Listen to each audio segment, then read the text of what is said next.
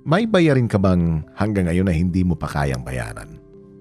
O baka may pangarap kang matagal mo nang gustong mabutin pero hanggang ngayon, hindi pa rin nangyayari.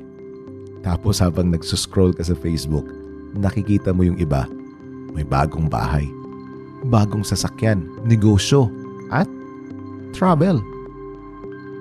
At mapapatanong ka, bakit sila umaangat na? Habang ako, parang nandito pa rin. Pero teka lang, sigurado ka bang wala kang narating? O baka masyado ka lang nakatingin sa buhay ng ibang tao, kaya hindi mo napapansin kung gaano ka nakalayo sa sarili mong biyahe? Mga paps, habang nagmamaneho ako ngayon papunta sa trabaho, naisip ko minsan, ganito rin pala ang buhay. May mga sasakyang mabilis, may mabagal, may diretso ang daan, may napapadaan sa traffic, at may iba na kailangang mag-detour. Pero hindi ibig sabihin na dahil nauna sila, mali ang direksyon mo. Ganon din ang buhay. May taong nakapagtapos agad, may taong nakapag-asawa agad, may taong nagkaroon ng negosyo, may taong nakabili ng bahay, at may taong hanggang ngayon lumalaban pa rin para mabuo ang pangarap niya. Pero hindi naman pare-pareho ang starting point natin. Hindi mo alam kung anong pinagdadaanan nila at hindi rin nila alam kung ano ang pinagdadaanan mo. Ang problema ngayon, isang scroll lang natin sa cellphone. Para ang dami nating nakikitang mas maganda ang buhay kaysa sa atin.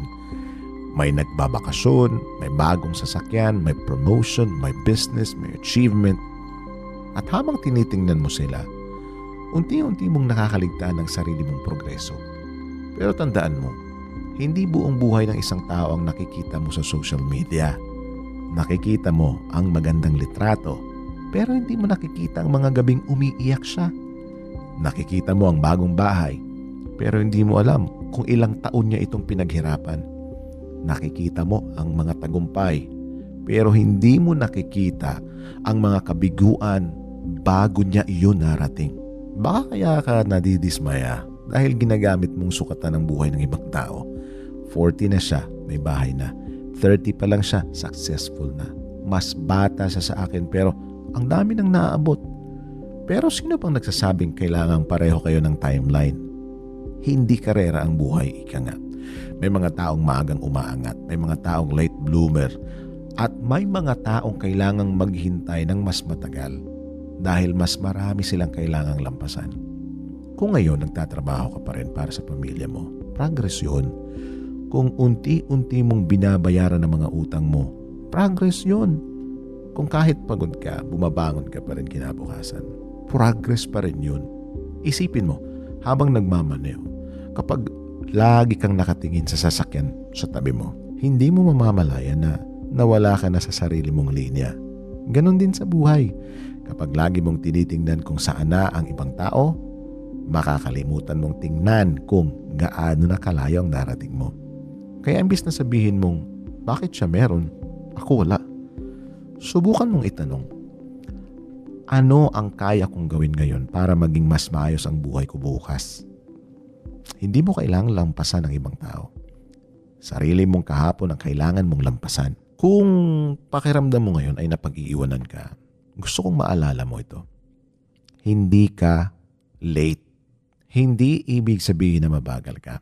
Wala ka nang narating. Minsan, mabagal lang talaga ang progress dahil marami kang pasan. Pamilya, bayarin, responsibilidad, mga pangarap na kailangan mo nang ipaglaban. Pero, huwag mong maliitin ang bawat maliit na hakbang dahil baka isang araw, lingunin mo ang sarili mong buhay at mapapansin mong malayo na pala ang narating mo. Kaya huwag mong ikumpara ang chapter 3 ng buhay mo sa chapter 20 ng ibang tao. That girl is a runner. She was born to get away. Hear that two-tone humming, headed out to the highway. Iba ang kwento mo, iba ang daan mo, at higit sa lahat, iba ang panahon mo. Kaya patuloy ka lang. Dahan-dahan man, basta umaabante. Ako si Papa J. Huwag mong ikumpara ang buhay mo sa buhay ng iba.